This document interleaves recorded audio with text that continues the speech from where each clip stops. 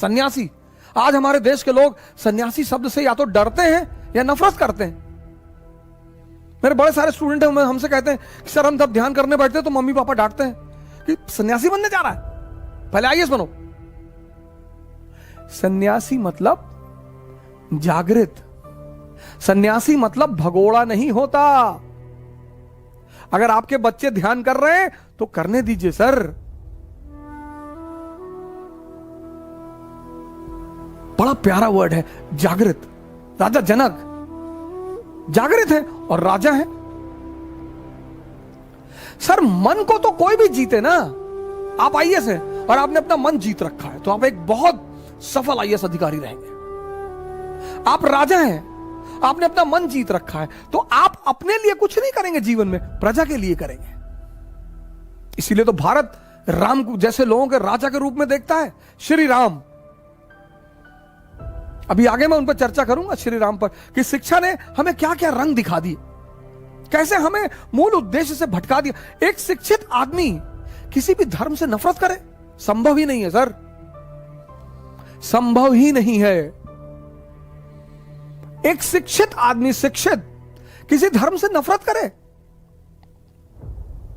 कि इस्लाम अच्छा धर्म नहीं है, ईसाईयत अच्छा धर्म नहीं, तब तुम पढ़े लिखे ही नहीं, तब तुम खत्म हो गए।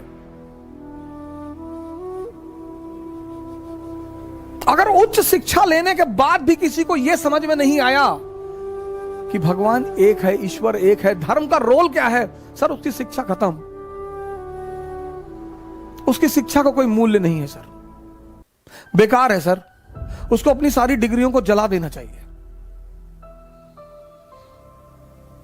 धर्मों में कोई मतभेद नहीं है, इस्लाम, हिंदुइज्म, क्रिश्चियनिटी, सिखिज्म, इनमें कोई मतभेद नहीं है सर। मतभेद है मानने वालों में, क्योंकि इनको दिशा कौन देता है? पुरोहित।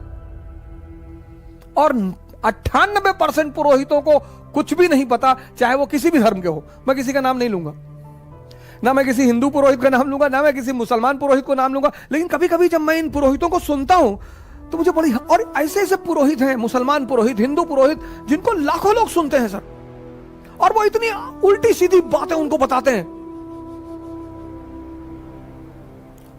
इतनी उल्टी सीधी भरमाते हैं उनको।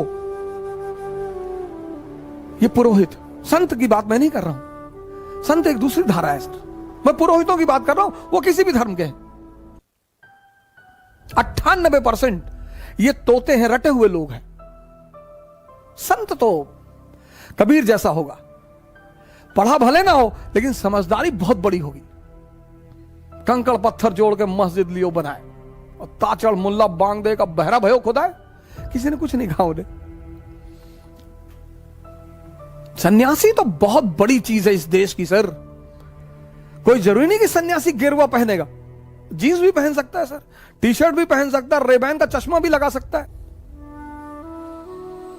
सन्यासी बहुत बड़ी चीज है सर। अगर आपके बच्चे ध्यान कर रहे हैं, आपके घर में कोई ध्यान कर रहा है, सर उसे डांटिए मत, मारिए मत सर, उसे डिमोरलाइज मत करिए। ये भारत है, इसने अच्छे अच्छे लोगों को पानी पिलाया। सिकंदर आया भारत, तो सिकंदर जब भारत आ रहा था तो उसका गुरु था डायनोसियस।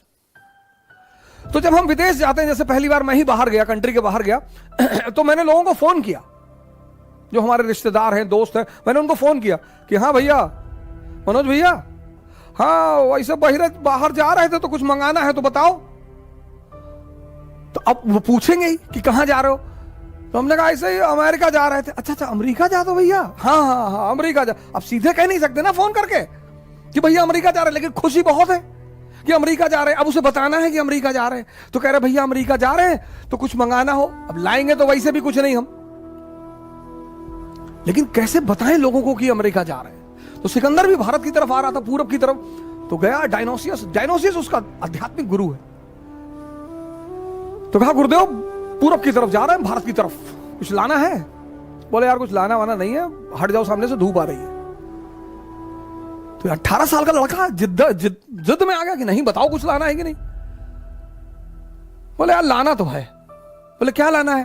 बोले एक सन्यासी ले आना भारत से। कहा ठीक है। आया भारत आया। जब वो लौटने लगा पोरस से युद्ध के बाद तो उसे याद आया कि यार गुरुदेव ने तो सन्यासी मंगवाया है। तो उसने कहा हाँ। तो उसने अपने सेनापति नियार्कस को बुलाया, कहा ऐसा करो एक सन्यासी पकड़ लाओ, जाओ उठा लाओ किसी को। नियार्कस गया और एक बहुत फेमस सन्यासी थे उस समय के, दंडिन, सिकंदर को मिल गया दंडिन। नियार्कस वो गया बाहर, उसे वही मिल गए गेरुआ पहने हुए।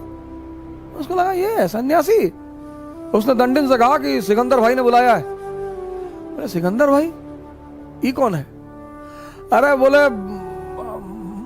उसने तलवार पे हाथ रखा। अरे दंडिन ने कहा ये सब खिलौने बाजार में बहुत मिलते हैं और दुनिया में दो ही भाई हैं, एक ऊपर वाला दूसरा मैं, और किसी का नाम मत लेना मेरे सामने, नहीं तो चप्पल निकाल के इतना मारूंगा तुमको। नियार्कस को बड़ा अजीब लगा कि ये कौन आदमी है यार। नियार्कस ने आके कहा सिकंदर से कि यार बड़ी अजीब चीज हो गई आज। बोले क्या? बोले आपका नाम जिसके भी सामने लिया वो कांपने लगा।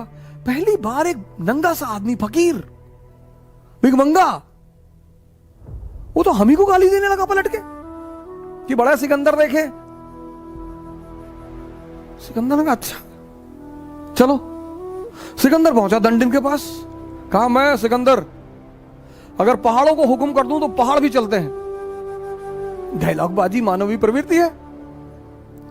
दंडिन ने कहा दिखा चला के, दिखा, बोल पहाड़ों से बोल। सिकंदर को लगा कि ज्यादा बोल गए यार। सिकंदर ने कहा कि बाबा जी टुकड़े टुकड़े कट डालेंगे? बोले हाँ कट डाल, मना किया क्या तुझे? तब सिकंदर ने हाथ जोड़ा, कहा बाबा जी हमारे साथ चले चलते, हमारे गुरु ने एक सन्यासी मंगाया, हमको काहे पचड़े में डाल रहे, हमारे साथ चले चले, जो पैसा रुपया बोलेंगे हम देंगे। बोले पैसा रुपया नहीं चाहिए, मेरे सवाल का जवाब दे दे सिकंदर, चलूंगा तेरे साथ। कहा बाबा जी पूछो। कहा मान ले तुम पर्वतस्थल में फंस गया और तुझे एक गिलास पानी की जरूरत है। अगर तुझे एक गिलास पानी नहीं मिला तो तू मर जाएगा, और वो एक गिलास पानी मेरे पास है, तो तू उस एक गिलास पानी के लिए मुझे क्या दे सकता है? सिकंदर ने कहा सरकार आधा राज्य दे दूंगा। बोले कहा मैं तब भी ना दूं तो? बोले सरकार पूरा राज्य दे दूंगा। बोले सोच सिकंदर, तेरे पूरे राज्य की कीमत एक गिलास पानी से ज्यादा नहीं है। तू क्यों मर रहा था पिछले 10 साल से? इसीलिए मां बाप थोड़ा सा डरते हैं सन्यासियों के पास जाने में, कि कहीं दंडिन जैसा कोई मिलकर उल्टा सीधा ना समझा दे कि संसार माया है। और सिकंदर उस बात को सोचने लगा कि हाँ यार मेरे साम्राज्य की कीमत तो एक गिलास पानी से ज्यादा है ही नहीं, बुखार से मर गया। पश्चिम ने हमारे संतों के प्रति ऐसी साजिश खेल रखी है ना, जिसने भी इस धारा को जिंदा करने की जो कोशिश कर रहा है, वो आचार्य रजनीश पे एक वो बना the series, wild wild country, बकवास कहानी, बकवास, कुछ भी सत्य नहीं है। क्योंकि पश्चिम को एक बात पता है कि भारत अगर फिर से जब भी कभी महान बनेगा तो सिर्फ एक वजह होगी, संतों का पुनः सम्मान। जो ज्ञान की धाराएं बह रही हैं इस देश में, उनका पुनः सम्मान। उसे खोने मत दो किसी भी कीमत पर, उसे होने मत दो, कुछ भी हो जाए। आज तक पता नहीं है स्वामी विवेकानंद की वाकई में मृत्यु किस तरह हुई। पश्चिम में जाकर हंगामा मचा दिया उस आदमी ने। Chicago, Paris, London,